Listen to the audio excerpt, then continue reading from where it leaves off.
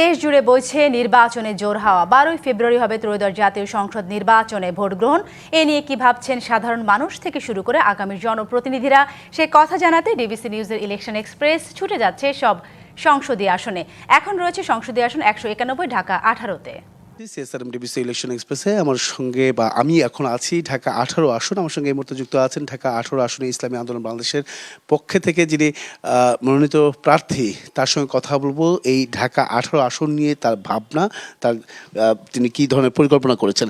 স্বাগত আপনাকে CSRM DBC election এক্সপ্রেসে। যেহেতু আপনাদের দল একটি ইসলামিক আন্দোলন বাংলাদেশ এবং কি ইসলামিক দল হিসেবে আপনার সুপরিচিত সমাজের কাছে, এই আসনটাতে আপনাদের কি ভাবনা থাকবে? আগামী নির্বাচনে কি ধরনের প্রতিশ্রুতি আসলে দিতে চান, যে হাত পাখাকে আসলে বেছে নেবে কিনা? জি, ধন্যবাদ ডিবিসি নিউজকে।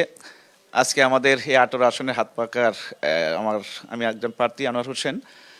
তো ধন্যবাদ যে আজকে আমাদের যে আপনার সামনে বরাতে আমাদের 18 আসন সহ সারা বাংলাদেশকেই আমরা জানাচ্ছি। আজকে যে অবস্থার সৃষ্টি হয়েছে সারা বাংলাদেশে পরিবর্তনের জুলাই 36-এর পরে, সেই পরিবর্তনটা কিন্তু সাধারণ মানুষ চাচ্ছে।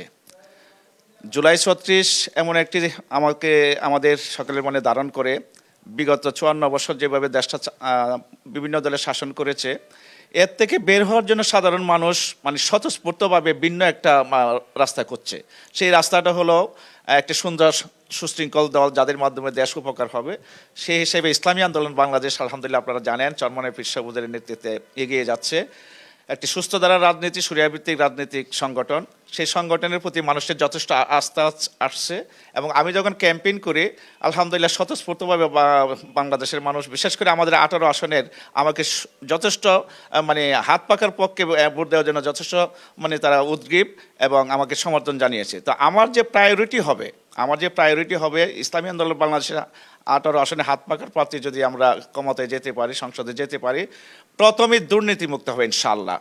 দুর্নীতি সকল অফিস আদালত সহ সকল সেক্টরে ছেয়ে গেছে, সেটা মূলোৎপাটন করা হবে। সন্ত্রাস, চাঁদাবাজ, টেন্ডারবাজ, এরপরে মাদক তো 18 আসনের কি বলবো, কঠিন সিচুয়েশন, এইটাকে আমরা সমূলে বিনাশ করব। তাছাড়াও তো আমরা আসলে জনগণের কল্যাণের কাজ তো অনেক।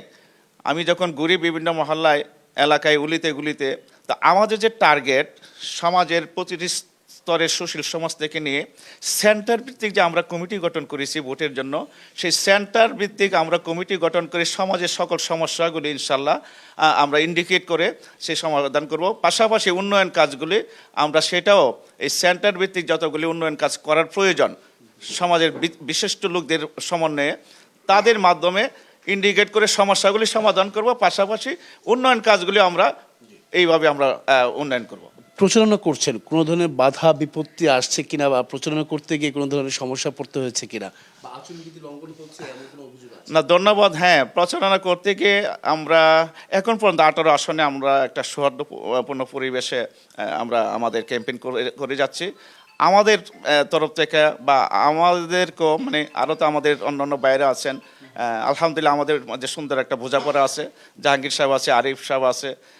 আমার দীর্ঘদিন থেকে আমি এখানে, তো সবাই শ্রদ্ধা সুখেই থাকে, আমি যেটা বলবো, এবং সুন্দর একটা পরিবেশ আমরা এখন পর্যন্ত প্রচারণা করে যাচ্ছি।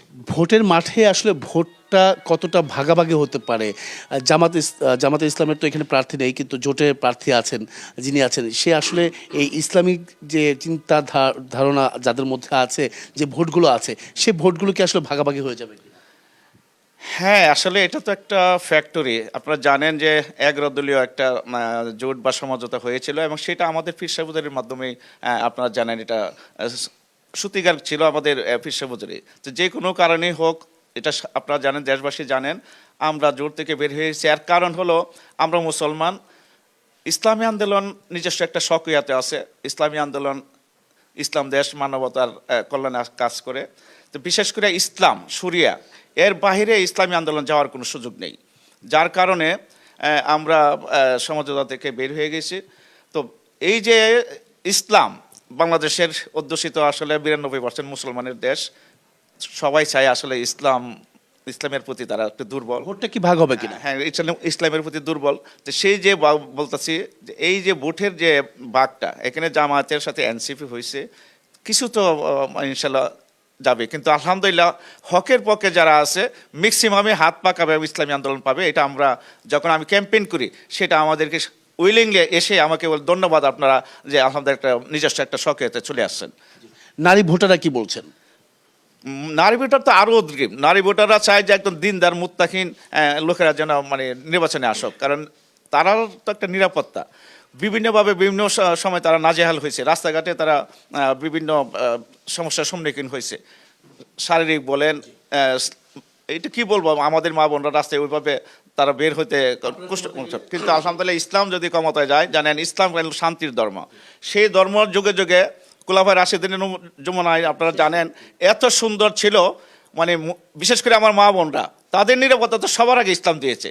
বাংলাদেশে যে ইসলামী হুকুমত কায়েম হয় ইনশাল্লাহ সবার আগে নারীরা সব থেকে ভালো থাকবে ইনশাল্লাহ। অসংখ্য ধন্যবাদ আমাদের সঙ্গে আপনারা এতক্ষণ যুক্ত ছিলেন। পরবর্তী সংবাদ বেলা 12টা থাকছে ভিন্ন কোনো রাজনৈতিক দলের মনোনীত প্রার্থীরা কি ভাবছেন আগামী নির্বাচনকে কেন্দ্র করে সেসব বিষয়। সঙ্গে থাকুন CSRM DBC ইলেকশন এক্সপ্রেসের।